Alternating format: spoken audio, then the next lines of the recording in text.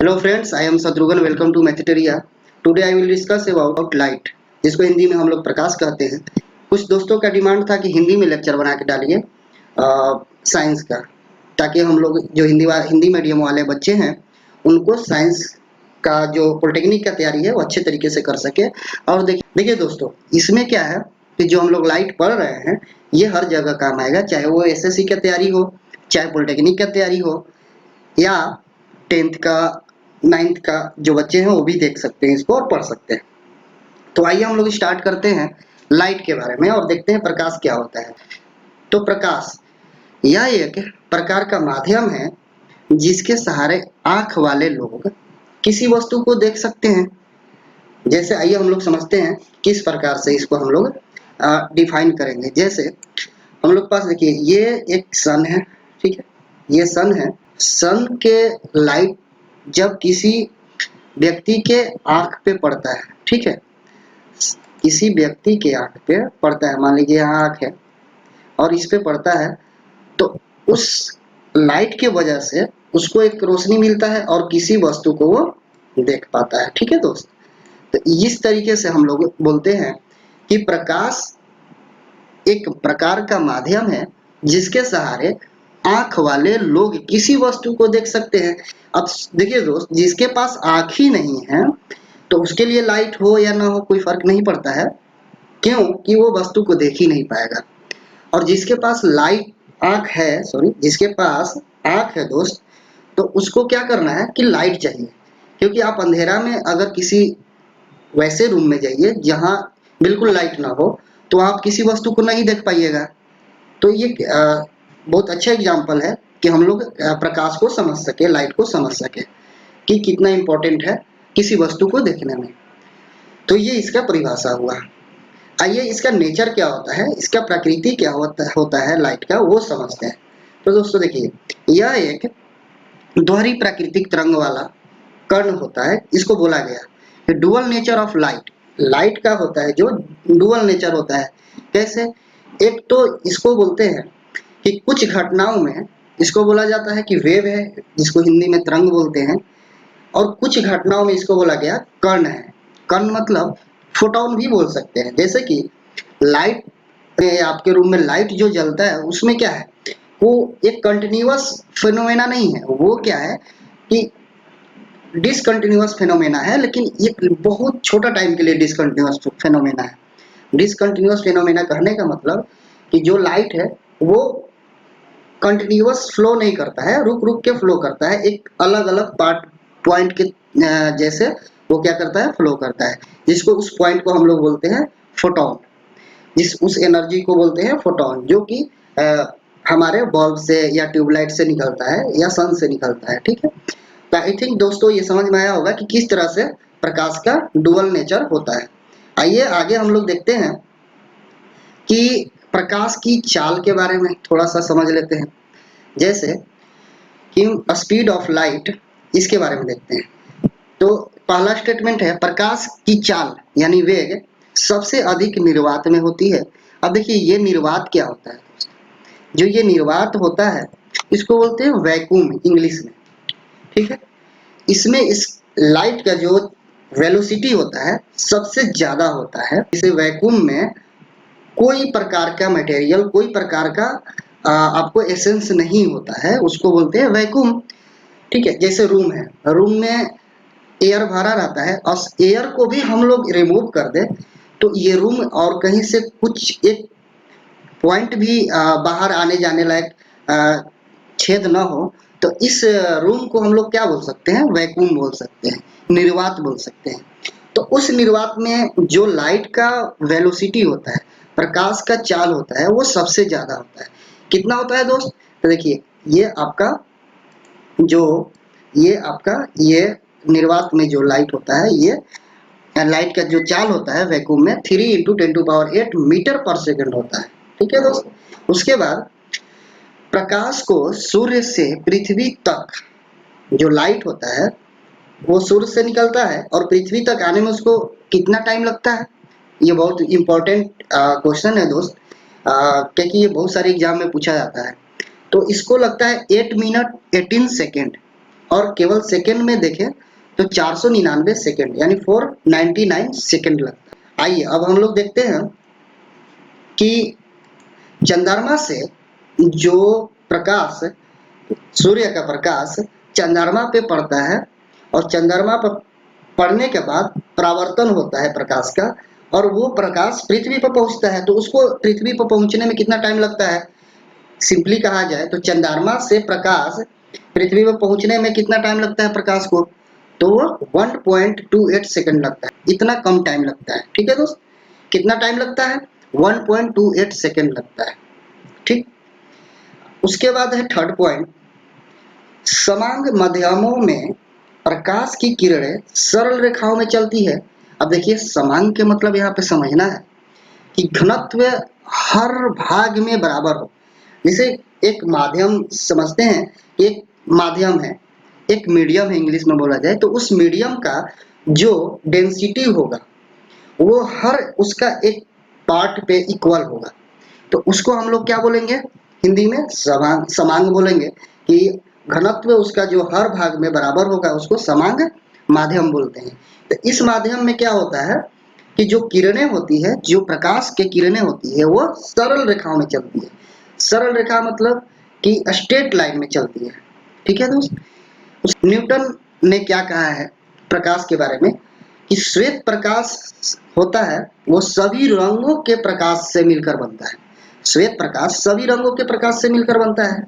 अब इससे पहले हम लोग इतना समझने के बाद देखिए 7 रंगों से बोला जाता है कि श्वेत रंग जो है, व्हाइट लाइट जो है, ठीक है, वो व्हाइट लाइट 7 रंगों से मिलकर बना होता है। जैसे आप सुने होंगे इंद्रधनुष, रेनबो जो बनता है। तो देखिए इसमें हम लोग कुछ ये इम्पोर्टेंट पॉइंट है, ये देख लेते हैं कि क्या होता है माध्यम और प्रकाश की चाल कितना होता है। तो निर्वात में, वैक्यूम में 3 × 10⁸ मीटर पर सेकेंड होता है। पानी में इसका चाल 2.25 × 10⁸ मीटर पर सेकेंड होता है। उसके बाद तारपीन का तेल में कितना होता है? 2.04 × 10⁸ मीटर पर सेकेंड होता है। ग्लास में कितना चाल होता है? तो ग्लास में 2 × 10⁸ मीटर पर सेकेंड होता है। रॉक साल्ट में इसका चाल 1.96 × 10⁸ मीटर पर सेकेंड होता है।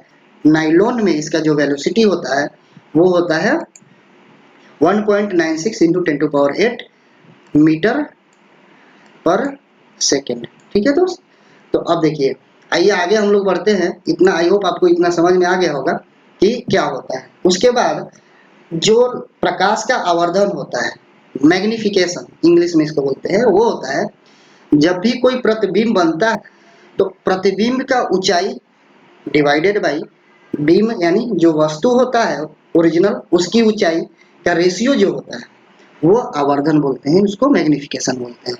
या कह सकते हैं कि अगर कोई मिरर के सामने ऑब्जेक्ट रखते हैं और वो कितना दूर पे इमेज बनता है, तो इसमें क्या लिखा है कि प्रतिबिंब की दूरी यानी इमेज की दूरी कहाँ से? मिरर से, और बीम की दूरी यानी वस्तु की दूरी कहाँ से? मिरर से, और दोनों का रेशियो जब निकालेंगे तो ये हमारा आवर्धन निकल जाएगा, मैग्निफिकेशन निकल जाएगा। दोस्तों आवर्धन आपको समझ में आ गया होगा कि क्या होता है।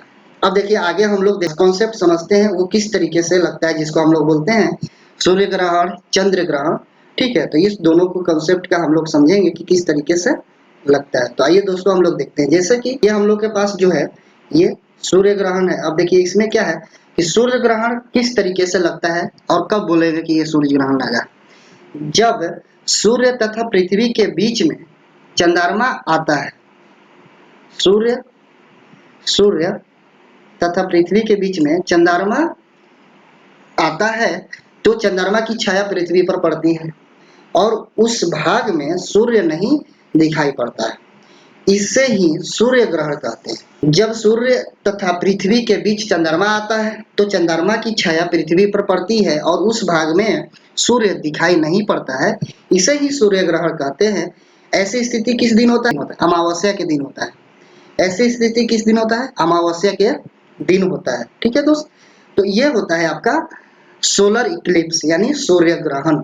अब आगे देखते हैं चंद्र ग्रहण किस तरीके से लगता है। देखिए आइए यहाँ पे समझ लेते हैं हम लोग कि जो हम लोग का होता है कि मान लीजिए ये हम लोग का सूर्य है, ठीक है। और ये हम लोग का चंद्रमा है और ये हम लोग का अर्थ है। तो देखिए सूर्य और अर्थ के बीच में, सन एंड अर्थ के बीच में मून आ जाता है और इसका छाया अर्थ पे जितना एरिया में पड़ता है उतना एरिया से क्या होता है कि सूर्य नहीं दिखाई पड़ता है। उसी को हम लोग क्या बोलते हैं, सूर्य ग्रहण और सोलर इक्लिप्स। ठीक है। अब आइए हम लोग चंद्र ग्रहण समझते हैं दोस्तों। तो चंद्र ग्रहण यानी इसको इंग्लिश में बोलते हैं लूनार इक्लिप्स। अब चंद्र ग्रहण क्या होता है, चंद्र ग्रहण क्या होता है दोस्तों, जब सूर्य और चंद्रमा के बीच में पृथ्वी आ जाती है और पृथ्वी की छाया चंद्रमा पर पड़ती है तो चंद्रमा का वह भाग दिखलाई नहीं पड़ता है, इसे ही चंद्र ग्रहण कहते हैं। ऐसी स्थिति पूर्णिमा के दिन होती है। ठीक है दोस्त, इसका जो पीडीएफ है वो हमारे टेलीग्राम चैनल पर मिल जाएंगे आपको, आप वहां से जाके डाउनलोड कर सकते हैं। आपको टेलीग्राम जो हमारा चैनल है उसका लिंक इसका डिस्क्रिप्शन में मिल जाएगा, नीचे वीडियो के नीचे, तो वहां से आप जाकर इसका नोट्स डाउनलोड कर सकते हैं। ठीक है दोस्त, तो ऐसी स्थिति किस दिन होती है, पूर्णिमा के दिन होती है। ठीक है दोस्त, तो देखिए जब इसमें हम लोग समझते हैं कि ये जैसे सूर्य हम लोग का सूर्य है और ये पृथ्वी यहाँ पर आ जाए, ठीक है, यहाँ पे अर्थ आ जाए, यहाँ पे अर्थ आ जाए, यहाँ पे मून चला जाए। ठीक है, तो जितना दूर अर्थ का जितना दूर इसका छाया पड़ेगा इस पे, तो क्या होता है अर्थ का जो छाया पड़ता है उतना दूर हम लोग को चंद्रमा नहीं दिखाई देगा उस एरिया में। तो जितना एरिया में चंद्रमा नहीं दिखाई देगा तो इसी को हम लोग क्या बोलते हैं, चंद्र ग्रहण बोलते हैं दोस्त। ठीक है, अब आइए आगे हम लोग देखते हैं कि प्रकाश का प्रवर्तन क्या होता है। ठीक है दोस्त, तो प्रकाश का प्रवर्तन, रिफ्लेक्शन ऑफ लाइट, आइए हम लोग देखते क्या होता है। प्रकाश के चिकने पृष्ठ से टकराकर वापस लौटने की घटना को प्रकाश का प्रवर्तन कहते हैं। समझ में आया दोस्त, कोई भी चिकना पृष्ठ है जैसे मिरर है, उस पे प्रकाश पड़ा और वहां से लौट गया, इसी को घटना को क्या बोलते हैं, प्रवर्तन बोलते हैं। अब प्रकाश के प्रवर्तन के नियम होते हैं, तो प्रकाश के प्रवर्तन के दो नियम होते हैं। क्या होते हैं दोस्त, जैसे ये प्रकाश के प्रवर्तन के दो नियम होते हैं। फर्स्ट नियम होता है कि आपतन कोण और परावर्तन कोण के बराबर होता है। आपतन कोण परावर्तन कोण के बराबर होता है। आपतन कोण को बोलते हैं एंगल ऑफ इंसिडेंट और परावर्तन कोण को बोलते हैं एंगल ऑफ रिफ्लेक्शन। दोनों क्या होते हैं, बराबर होते हैं। ये तो हम लोग का पहला लॉ हो गया, नियम हो गया, प्रकाश का प्रवर्तन का ये पहला नियम हो गया। दूसरा है आपतित किरण, यानी आने वाली किरण, ये आने वाली किरण, और आपतन बिंदु, जैसे ये हम लोग का आपतन बिंदु ये, और परावर्तित किरण जो यहाँ से रिफ्लेक्ट होकर, ये परावर्तित किरण रिफ्लेक्शन जो रे है वो क्या होता है, आपतित किरण आपतन बिंदु पर अविलंब तथा परावर्तित किरण एक ही समतल में होता है, जिसे इसको हम लोग अविलंब बोलते हैं यानी नॉर्मल बोलते हैं, इसको O और N को। तो आपतित किरण आपतन बिंदु पर अविलंब तथा परावर्तित किरण एक ही समतल में होते हैं, ये होता है दोस्त। ठीक है, तो ये आपका सेकेंड लॉ होता है।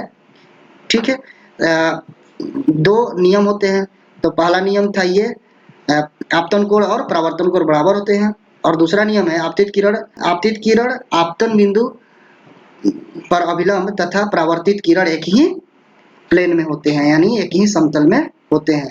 इसी को हम लोग बोलते हैं परावर्तन के नियम, लॉ ऑफ रिफ्लेक्शन। तो लॉ ऑफ रिफ्लेक्शन समझ गए दोस्त। आइए आगे देखते हैं हम लोग। तो आइए दोस्तों देखते हैं समतल दर्पण क्या होता है। इस समतल दर्पण यानी प्लेन मिरर, तो प्लेन मिरर क्या होता है, इस दर्पण का प्रवर्तक सतह समतल होती है। कहने का मतलब क्या हुआ कि जो आपका प्रवर्तक यानी जहां से लाइट रिफ्लेक्ट करेगी वो सतह जो होगा, वो जो प्लेन होगा वो किस तरह का होगा, समतल होगा।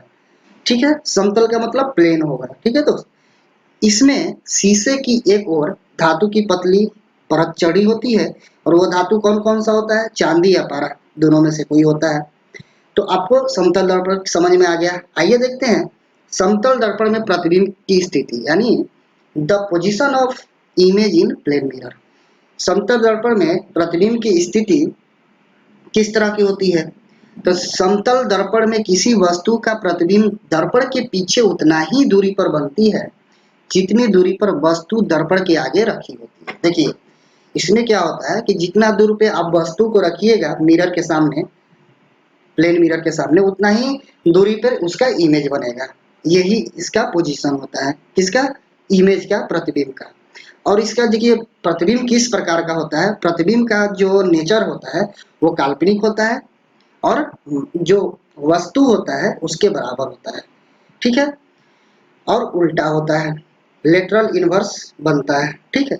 तो इसमें देखिए जो हम लोग इमेज बनता है समतल दर्पण में वो काल्पनिक होता है यानी इमेजिनरी होता है, वस्तु के बराबर होता है और लेटरल इनवर्स होता है, पार्श्व उल्टा बनता है, ठीक है दोस्त। तो आई होप आपको ये जो हम लोग समतल दर्पण के बारे में सीखा आपको समझ में आया होगा। आइए आगे देखते हैं जो अगला जो टॉपिक है, समतल दर्पण का कुछ विशेष तथ्य, some special point of plane mirror. क्या होता है? देखिए प्लेन मिरर के सामने से कोई वस्तु v वेलोसिटी से आ रहा है तो जो उसका इमेज जो प्रतीत होगा है उसका दोगुना वेलोसिटी से इमेज बढ़ रहा है आगे। जैसे मान के चलिए कि आप किसी मिरर के सामने खड़ा होकर आगे बढ़िएगा तो जो उसका अंदर का जो आपका इमेज बनेगा वो क्या होगा, इस टाइप से लगेगा कि वो दोगुना वेलोसिटी से आपके ओर आ रहा है। तो यही इसका कॉन्सेप्ट है। दूसरा पॉइंट है कि प्लेन मिरर में, जो ये प्लेन मिरर है उसमें वस्तु को पूर्ण इमेज बनने के लिए कम से कम आधी लंबाई का होना चाहिए। जैसे कोई भी वस्तु है अगर उसका पूर्ण इमेज, पूरा इमेज देखना चाहते हैं तो कम से कम आधी लंबाई की होना चाहिए, ठीक है। अगर किसी दर्पण को थीटा डिग्री पर हम घुमाते हैं तो जो उस पे किरण परावर्तित रिफ्लेक्ट होगा वो 2 थीटा से रिफ्लेक्ट होगा। यही इसका कहना है। आपतित किरण जो है दर्पण को, आपतित किरण आ रहा है और दर्पण को हम लोग क्या किए, मिरर को थीटा एंगल से घुमा दिए तो जो हमारा रिफ्लेक्टेड लाइट जो होगा वो 2 थीटा डिग्री से घूम जाएगा, 2 थीटा कोण से घूम जाती है। ये एक और कॉन्सेप्ट है। आइए थर्ड पॉइंट देखते हैं। यदि दो समतल दर्पण थीटा डिग्री कोण पर झुके हो तो उनका तो उनके द्वारा उनके माध्यम में रखी हुई वस्तु के बनाए गए कुल प्रतिबिंब की संख्या कितना होती है? 360 डिग्री डिवाइडेड बाई थीटा -1 होती है। ये इतना इमेज बनेगा। ये आपका समतल दर्पण का 3 पॉइंट रहा कॉन्सेप्ट इसका, ठीक है। आइए आगे देखते हैं कि इसका उपयोग कहाँ कहाँ होता है समतल दर्पण का। तो देखिए इसमें यूज ऑफ प्लेन मिरर यानी समतल दर्पण का उपयोग बहुपारदर्शी में होता है। इसको इंग्लिश में बोलते हैं कैलियोडोस्कोप, ठीक है। सेकंड पारदर्शी में होता है, पेरियोस्कोप में होता है। पनडुब्बी में दुश्मनों को देखने के लिए इसका यूज होता है, बहुत इंपॉर्टेंट चीज है, आप ये याद रखिएगा। तीसरा है आईना, लुकिंग ग्लास, आईना में भी यूज होता है जिसको हम लोग बोलते हैं मिरर, घर में जो रखते हैं हम लोग, ये इस उसमें भी यूज होता है। तो क्या हम लोग ने देखा, जैसे देखिए समतल दर्पण क्या होता है, समतल दर्पण क्या प्रतिबिंब, उसमें जो प्रतिबिंब बनता है उसका नेचर क्या होता है, मतलब स्थिति क्या होता है। समतल दर्पण का कुछ विशेष पॉइंट देखे, ये 3 पॉइंट 4 पॉइंट। उसके बाद समतल दर्पण का उपयोग देखे, कहाँ कहाँ होता है, बहुपारदर्शी, पारदर्शी, ठीक है, पारदर्शी और आईना में होता है, ठीक है दोस्तों। ये हम लोग का समतल दर्पण रहा। अब आइए हम लोग देखते हैं अगला टॉपिक क्या है। देखिए दोस्तों, आइए दोस्तों अब देखते हैं गोलीय दर्पण, स्फेरिकल मिरर क्या होता है। तो किसी गोलाकार तल से बनाए गए दर्पण को गोलीय दर्पण कहते हैं। गोलीय खंड के एक तल पर पारे की कलाई होती है या रेड ऑक्साइड का लेप किया जाता है तथा दूसरे तल परावर्तक की तरह काम करता है, तथा दूसरे तल परावर्तक की तरह काम करता है, ठीक है दोस्त। अब गोलीय दर्पण मुख्यतः 2 प्रकार के होते हैं। कौन कौन होते हैं? गोलीय दर्पण मुख्यतः 2 प्रकार के होते हैं। इसका 2 टाइप्स होते हैं। कौन कौन होते हैं? उत्तल दर्पण, इसको इंग्लिश में कहेंगे कॉन्वेक्स मिरर। अवतल दर्पण, इसको इंग्लिश में कहेंगे कॉनकेव मिरर। तो आइए आप देखते हैं कि इसको बनाया कैसे जाता है, ठीक है दोस्त। इसे उत्तल एवं अवतल दोनों ही दर्पण किसी गोले के काटे भाग होते हैं। अतः उस गोले का केंद्र का वक्रता केंद्र सेंटर कर्वेचर कहलाता है। अतः उस गोले का केंद्र, ठीक है, दर्पण का जो काटने से बना है उसका वक्रता केंद्र सेंटर ऑफ कर्वेचर कहलाता है। ठीक है दोस्त, कहने का मतलब ये हुआ कि जो गोला का सेंटर होगा, उस जो काटने के बाद जो हम लोग के पास उत्तल या अवतल दर्पण बन रहा है उसका क्या होगा, केंद्र होगा यानी सेंटर होगा। और जो उसका रेडियस होगा, जो गोले का रेडियस होगा, वो हमारा जो काटने के बाद मिरर बनेगा यानी दर्पण बनेगा उसका सेंटर ऑफ कर्वेचर होगा। ठीक है दोस्त, ये आई होप आपको ये दोनों ये जो स्टेटमेंट है ये आपको समझ आया होगा। ठीक है, आइए आगे देखते हैं कि कौन कौन से बिंदु होते हैं, काटने के बाद कौन कौन से बिंदु बनते हैं देखते हैं। दर्पण के मध्य बिंदु ध्रुव यानी पोल कहलाता है। जैसे ये दर्पण है, ये दर्पण है, इसका मध्य बिंदु ये है, इसको क्या कहेंगे, पोल कहेंगे, ध्रुव। देखिए इसमें ये जो हमारा गोलीय दर्पण था उसका सेंटर है, लेकिन इस मिरर का क्या होगा, इस मिरर यानी दर्पण का सेंटर ऑफ कर्वेचर हो जाएगा। और पोल और सेंटर ऑफ कर्वेचर के बीच के बिंदु जो होता है वो उसको हम लोग फोकस बोलते हैं। ठीक है दोस्त, जो हमारा ये डिस्टेंस होगा वही ये डिस्टेंस होगा, दोनों बराबर होता है। इसीलिए सेंटर ऑफ कर्वेचर यानी रेडियस ऑफ कर्वेचर और फोकस में रिलेशन जो होता है फोकस का दोगुना होता है, क्या, रेडियस ऑफ कर्वेचर, यानी r इक्वल टू 2f हो जाने वाली सरल रेखा के मध्य बिंदु को दर्पण का फोकस कहते हैं। वही तो अभी मैंने समझाया दोस्त कि जैसे वक्रता केंद्र ये है और ये ध्रुव है यानी पोल, और इस दोनों को मिलाने वाली रेखा के मध्य बिंदु को इसको क्या कहेंगे, फोकस कहते हैं। ठीक है दोस्त, आइए आगे अगला जो पॉइंट है वो समझते हैं हम, सी से लेकर पी तक। आइए इसको यहाँ कर लेते हैं हम लोग। ये सी से लेकर पी को क्या बोलते हैं, वक्रता त्रिज्या, रेडियस ऑफ कर्वेचर जिसको आर से डिनोट करते हैं। ठीक है, उसके बाद एफ पी यानी देखिए एफ और पी इसको क्या बोलते हैं, फोकस दूरी, फोकल लेंथ एफ से डिनोट करते हैं। यही मैंने थोड़ा देर पहले समझाया कि दोनों का जो बीच का रिलेशन होता है focal length equal to R by 2 या आर बराबर 2f लिख सकते हैं। वक्रता त्रिज्या जो होता है, फोकस जो होता है वक्रता त्रिज्या का आधा होता है, यही समझाया मैंने, यही इसमें रिलेशन होता है। ठीक है दोस्त, अब देखिए गोलीय दर्पण की फोकस दूरी सूत्र क्या होता है, गोलीय दर्पण की सूत्र क्या होता है, तो 1/v plus 1/u equal to 1/f होता है। अब देखिए u v f क्या होता है दोस्त, आइए समझते हैं। u जो होता है distance of object from mirror, जो हमारा दर्पण है उससे कितना दूर ऑब्जेक्ट को रख रहे हैं, जिसको हम लोग देखना है उसको कितना दूर रख रहे हैं, उसके बीच के दूरी को क्या बोलेंगे, u। v क्या होता है, प्रतिबिंब की दर्पण से दूरी, distance of image from mirror. f क्या होता है दोस्त, देखिए f जो यहाँ पे f जो होता है दर्पण की फोकस दूरी। अभी हम लोगों ने देखा कि जो ये f होता है वो फोकल लेंथ होता है यानी फोकस दूरी होता है। ठीक है दोस्त, तो ये आपका फोकस दूरी हो गया, फोकल लेंथ ऑफ मिरर। तो इस तीनों में रिलेशन ये होता है कि 1/v plus 1/u equal to 1/f होता है। तो आई होप आपको ये भी समझ में आया होगा।